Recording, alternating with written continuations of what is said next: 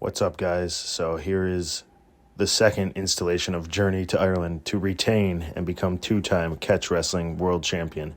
I was staying on a farm in Ireland this time beforehand.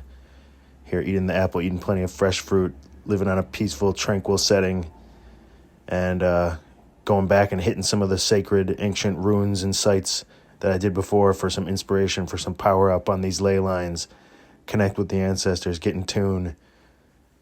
The Cairns is where I was at here, doing some bodyweight workouts in the week before the tournament again, just getting mentally ready, staying on a farm, being, in my mental space I needed to be, plenty of alone time, plenty of time to just get in the right headspace, get myself fit. Only grappled like once or twice beforehand, was trying to keep myself antsy, Here I am at the Cuchulainn Stone, keep myself restrained a little bit, so I'd go in hungry, not overtrained. I had some injuries coming into this, wasn't even sure if I was going to be able to make it, but at the Cuchulainn Stone I found a raven's feather, and if you know the mythology around that, then you know that was significant, so I was very pumped. The matches itself, first round, here we go. I've got him sped up because it was a little boring match. Once I got the guy down, he was more for a freestyle wrestler, so he wasn't doing a whole lot underneath, and we had a little bit of a scramble here. As I'm ending up on top, he tries to Kimura or / double wrist lock me. Here's where he kind of just bellies out, and I was kind of expecting as much when I saw that his school was a freestyle wrestling school, that once it was on the actual ground, it was going to be pretty one-sided, and he was just kind of stalling, laying here, trying to prevent me from doing anything, but I knew I was going to get to my cradle. He was a taller, lankier guy. I tend to cradle those guys, so a couple minutes in, I was able to get the cradle, get the pin. The second match, this guy was really tough. This guy, Josh, Polaris grappler. I hit this nice throw by here, get him down. And I came out ferocious in this match because I knew the guy was tough. I was feeling inspired. It's the semifinals. I wasn't going to give him any chances. I watched his other match. He was pretty scrambly. Tough grappler. Did well at the British Catch Wrestling World Championships, so I respected his skill, and I just wanted to keep him under pressure the whole time. So I was going heavy on the head, heavy on cross faces, just making him carry my weight. Any transition he tried to make, I would follow him and try to turn it into a submission attempt. Here I was even looking for a Boston Crab single leg attempt, step over toe hold, whatever I could get, just keeping the attacks coming. I've sped these matches up just so I can commentate them a little better, but I was feeling very present on the mats this day, just, got my mindset right, prepared well. I wasn't going to be denied coming into this, so I made sure just be in control of this match no matter what happens. I like to be in the driver's seat of matches. I like to dominate every exchange, every second, if I can. Of course, I believe no matter where the match goes, I'm confident. I'm good underneath. I'm good at scrambling. I'm a good opportunist. But if I could write my perfect match, I'm running it the whole time. And anytime he would try to scramble or make something happen, and he was good at doing that, I was just trying to stay one step ahead or out-hustle him, out-dog him, and get to these positions. And that's kind of what was happening. It was a good battle, some good exchanges, but I just wasn't going to be denied. Unfortunately, though, coming up here in a second, I tear my knee significantly. I think my MCL, probably a complete tear, maybe meniscus.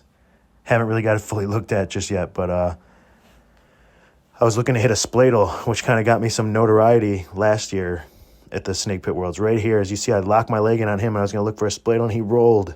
I slowed it down there. He rolled in a way I wasn't expecting, and right there I immediately knew it hurt like hell and shredded my leg, and I could feel the instability in it from here. But I knew the match had only a little bit of time left. And again, he scrambled to a good position after that. I was able to get out, get back to my spot. Same thing here. He kind of gets out, gets a good spot for a second until I can reverse it. Then here you can really tell, once we're on our feet, I was like, oh, my knee's fucked. I can barely move. And he got a takedown in the last second.